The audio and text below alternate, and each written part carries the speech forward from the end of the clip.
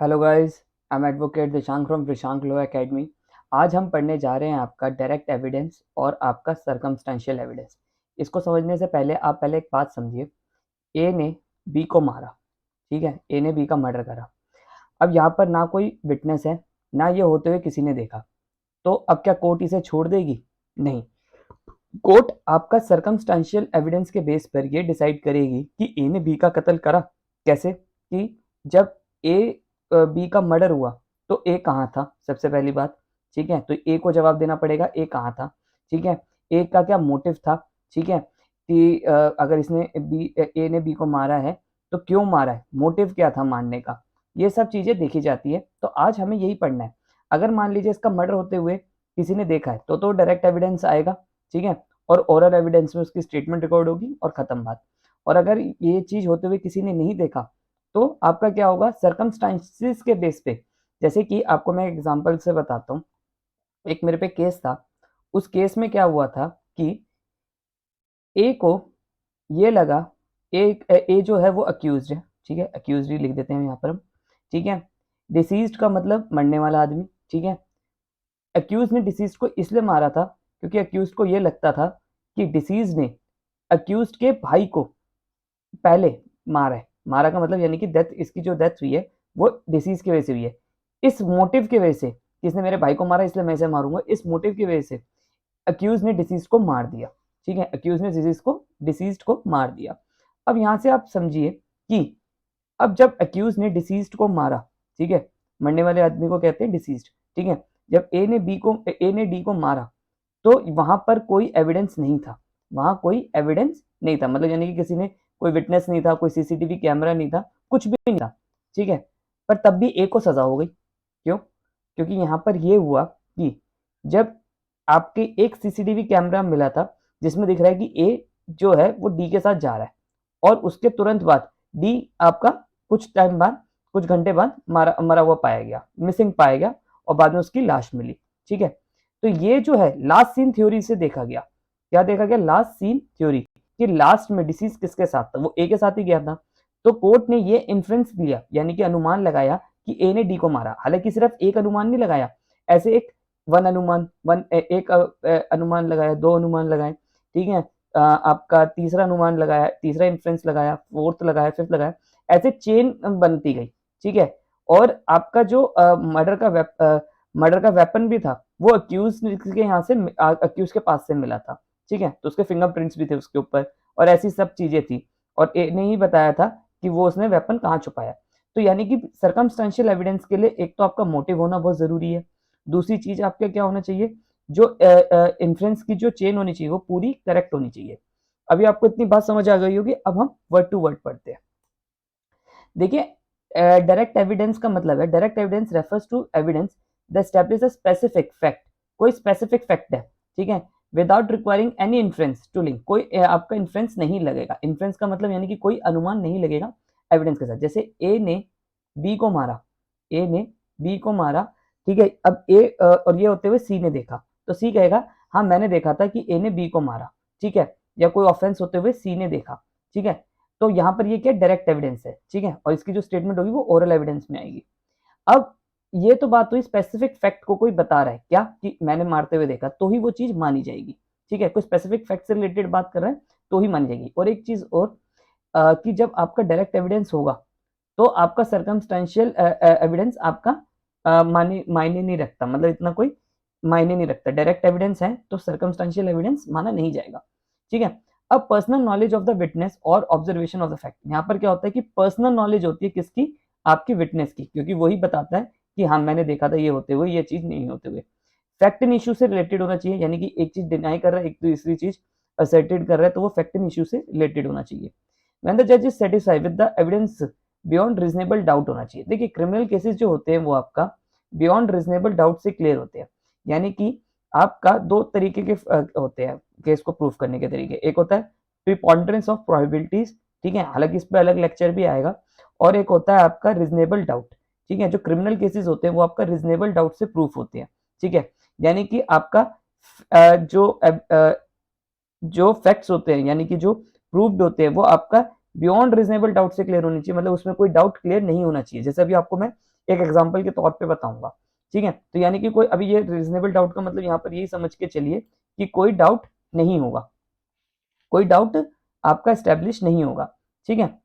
अब और circumstantial evidence की बात करें कि सर्कमस्टेंशियल एविडेंस की बात होती है वेयर इन द इन्फ्रेंस, यानी कि अनुमान के बेस पे लगाया जाता है, ठीक है। कि जैसे जब ए का मर्डर हुआ तो बी कहाँ था, ठीक है। और इससे जब ए का मर्डर हुआ था तो बी की पहले लड़ाई हुई थी, तुरंत उसके बाद ए का मर्डर हो गया, ठीक है। और ए बी जो है वो ए से रिवेंज लेना चाहता था अपने भाई के मर्डर का। ये सब चीजें देखी जाती है, अनुमान लगाए जाते हैं, मोटिव देखा जाता है, लास्ट सीन थ्योरी देखी जाती है, एंड सो ऑन, बहुत सारी चीजें देखी जाती है, ठीक है। पूरे एक चेन चलती है। जैसे ये चेन है आपका, ये चेन है 1 2 3 4 5, ये चेन चलनी है।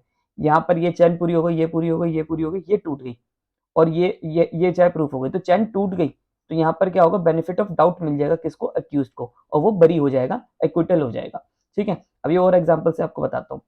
फैक्ट्स फ्रॉम विच एग्जिस्टेंस और नॉन एग्जिस्टेंस अनदर फैक्ट, यानी कि ये वाला फैक्ट एग्जिस्ट करता है नहीं करता, उसके लिए आपका दूसरा फैक्ट भी होना जरूरी है, ठीक है। तभी अनुमान लगाया जाता है कि लास्ट सीन थ्योरी थी, अच्छा लास्ट सीन में देखा था, चलो एक ये पॉइंट हो गया। अब मोटिव भी होना बहुत जरूरी है आपका सर्कमस्टेंशियल एविडेंस में, मोटिव होना बहुत जरूरी है। अगर मोटिव नहीं होगा तो सर्कमस्टेंशियल एविडेंस आपका कमजोर पड़ जाता है।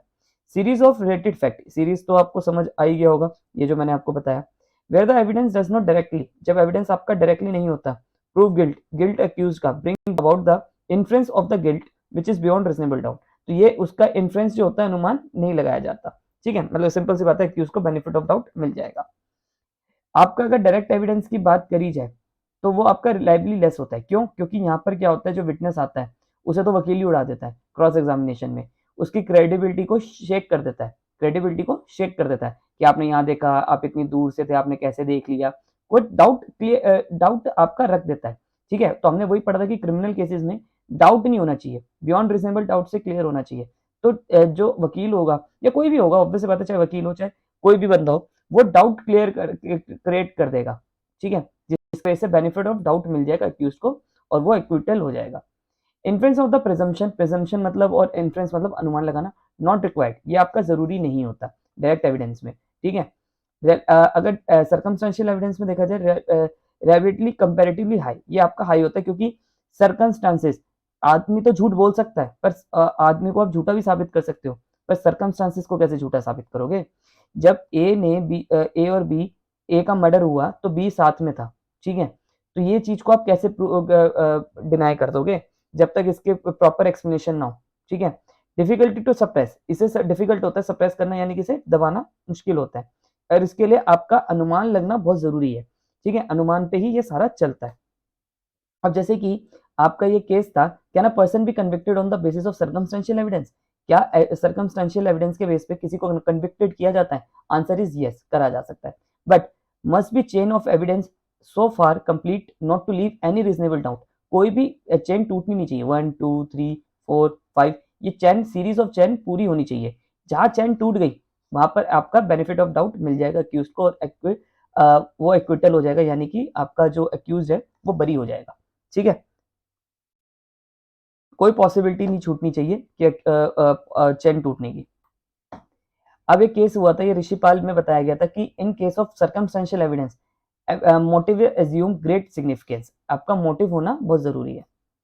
अब देखिए सर्कमस्टेंशियल एविडेंस को मानने के लिए ये एक स्टेट वर्सेस यूपी रविंदर प्रकाश मित्तल के जजमेंट में बताया था कि क्या क्या जज को दिमाग में बातें रखनी चाहिए कि आपका सर्कमस्टांसेस जो होने चाहिए वो कंक्लूसिव इन नेचर होनी चाहिए। कंक्लूसिव का मतलब यानी कि आपका कंक्लूसिव का अगर मतलब समझे तो डेफिनेटली ट्रू होना चाहिए, मतलब ट्रू वाली बात होनी चाहिए। जैसे लास्ट सीन थ्योरी से पता चलता है कि जब ए का मर्डर हुआ तो बी साथ में था, लास्ट टाइम वो बी के साथ ही था, तो ये सिर्फ आपकी कंक्लूसिव होनी चाहिए। आपका कंसिस्टेंट होनी चाहिए, कंसिस्टेंट का मतलब उसमें कोई चेंज नहीं होना चाहिए, नॉट चेंज, यानी कि कंसिस्टेंट होनी चाहिए, डायरेक्टली होनी, और कोई चेंज नहीं आना चाहिए, ठीक है।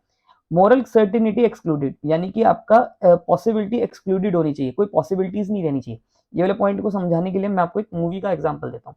जैसे ये दृश्यम मूवी आई थी, दृश्यम मूवी में जो जिसका मर्डर हुआ था उसका मर्डर होते हुए किसी ने नहीं देखा था, तो यानी कि डायरेक्ट एविडेंस तो कुछ था ही नहीं। अब सारा का सारा जो केस था वो सर्कमस्टांसेस एविडेंस के ऊपर था, तो तो पुलिस वाले जब भी आपका इस पे अजय देवगन पे कोई शक करते थे, अजय देवगन पे कोई शक करते थे, अजय देवगन क्या करता था, वहां पर एक आपका डाउट क्रिएट कर देता था, और उसकी जो डाउट होती थी वो प्रॉपर एक्सप्लेनेशन के साथ होती थी। जैसे कि उसने कहा कि लास्ट टाइम तुम कहाँ थे, ठीक है, जब उसका मर्डर हुआ, चाहे उसका आप कहाँ थे, वो कहता है मैं पणजी में था 2 अक्टूबर के दिन, और वो सीसीटीवी कैमरे में अपनी फुटेज भी दिखा देता है, ठीक है, 3 तारीख की, मतलब ऐसे दिखा देता है, ठीक है। तो वो क्या होता है, जो भी पुलिस वाले सरकमस्टांसिस के बेस पे उसे पकड़ने की कोशिश कर रहे थे, तो अजय देवगन बाद वहां पर डाउट क्रिएट करके, यानी कि सोचने, मतलब डाउट क्रिएट करने में वो हो जाता था, सक्सेसफुल हो जाता, इसलिए उसको पकड़ नहीं पाए थे। जैसे कि उसे बेनिफिट ऑफ डाउट मिल गया था। जैसे ये देखिए, सर्कमस्टांसेस शुड बी कॉन्क्लूसिव। क्या इस केस में आपका सर्कमस्टांसेस जो थे वो कॉन्क्लूसिव इन नेचर थे? नहीं, आपका कॉन्क्लूसिव नहीं थे, ठीक है, वो कोई ना कोई डाउट क्लियर, कंसिस्टेंट नहीं थे, बार बार इसके आपका इस मूवी के हिसाब से अगर चले तो वो इनकंसिस्टेंट कर देता था। वो कि लास्ट में कहा था, तुम सैम से मिली थी, उसकी वीडियो बनाई थी, तो वो कह देता मुझे तो पता ही नहीं था इस वीडियो का। मैं, और जैसे इसकी बीवी पुलिस वालों के आगे बोल भी पड़ती है तो कहता है कि वो घबरा जाती है, तो घबराहट में निकल जाती है। तो कोई ना कोई डाउट क्रिएट कर देता था, ठीक है, पॉसिबिलिटीज ये रखता था।